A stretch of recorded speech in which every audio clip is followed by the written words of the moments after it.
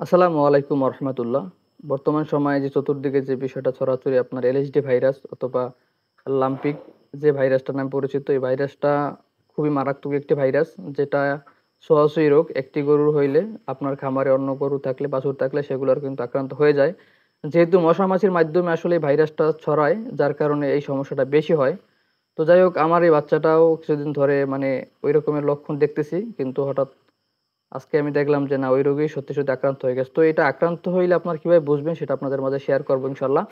তো সেটা হচ্ছে, আপনারা দেখবেন অনেক সময় দেখা যাবে বাছুরের পায়ে ফুলে যাবে, মানে পা দিয়ে পাড়া দিতে পারবে না।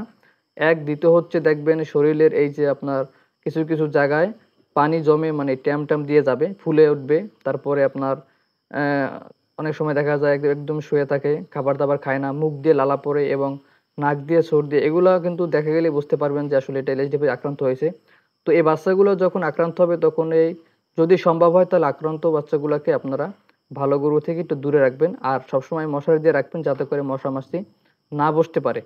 আর আপনার যেহেতু এগুলোর কোনো সঠিক কোনো চিকিৎসা নেই, একমাত্র ভ্যাকসিন ছাড়া, আর ভ্যাকসিনটা দিতে হবে আক্রান্ত হওয়ার আগে, তাহলে হয়তো আল্লাহ তালা ওর উচিলা কইরা মানে রক্ষা করে। তো যাই হোক, যখন আপনার আক্রান্ত হয়ে যাবে তখন শুধু জ্বর এবং ব্যথা কমানোর ওষুধগুলো দেবেন, এছাড়াও অন্য কোথাও ওষুধ দিবেন না। অনেকে দেখা যায় অ্যান্টিবায়োটিক ঔষধ দেওয়ার কারণে কিন্তু অনেক সমস্যা হয়ে যায়, কারণ অ্যান্টিবায়োটিক ঔষধ মূলত এই সময়টাতে দেওয়া ঠিক না এবং দেওয়া যায় না। যখন এই শরীরের ইয়েগুলো আপনার যে গোড়াগুলো ওগুলো যখন ফেটে যায়, তো ওগুলো শুকানোর জন্য মূলত অ্যান্টিবায়োটিক দেওয়া যেতে পারে, কিন্তু এর আগে কখনো অ্যান্টিবায়োটিক দেওয়া ঠিক না। তো যাই হোক, আমার এই বাচ্চাটাকে আমি মূলত জ্বরের এবং ব্যথার জন্য কিছু ঔষধ করছি, বাকিটা আল্লাহ ভরসা। কারণ দেখা যায় অনেক সময় বড় গরুতে রোগ প্রতিরোধের ক্ষমতা বেশি থাকে, ছোট গরুগুলোর রোগ প্রতিরোধের ক্ষমতা কম থাকে, যার কারণে এই ছোট বাচ্চাগুলোর এই সমস্যাগুলো হয়। তো আপনারা অবশ্যই মানে আক্রান্ত গরুকে সুস্থ গরু থেকে অবশ্যই দূরে রাখবেন, না হয় কিন্তু যেহেতু ছোঁয়াছুঁয়ি রোগ মশা মাছির মাধ্যমে এটা ছড়ায়, তাহলে কিন্তু অন্য গরু কিন্তু হয়ে যাবে। তো এটা বাস্তব প্রমাণ হচ্ছে আমি নিজেই, কারণ গত বছর আমার একটা বাছুরের হয়েছে খামারে, পরে কিছুদিন পরে আরেকটা বাচ্চা ছিল, ওটারও হয়েছে, দুইটার হয়ে গেছে। তারপর আরেকটা বাচ্চা ছিল, কিছুদিন পর দেখছি ওটার হয়েছে, মানে তিনটা কইরা মূলত চারটা বাচ্চার হয়েছে গত বছর আমারও। আমার একেবারে চারটা বাচ্চার হয়েছে। তো এই বছর মূলত আমারও চারটা বাচ্চা আছে খামারে, ছোট কিন্তু একটা আক্রান্ত হয়েছে, বাকি তিনটা আল্লাহর রহমতে এখনো সুস্থ আছে, জানি না কি হয়।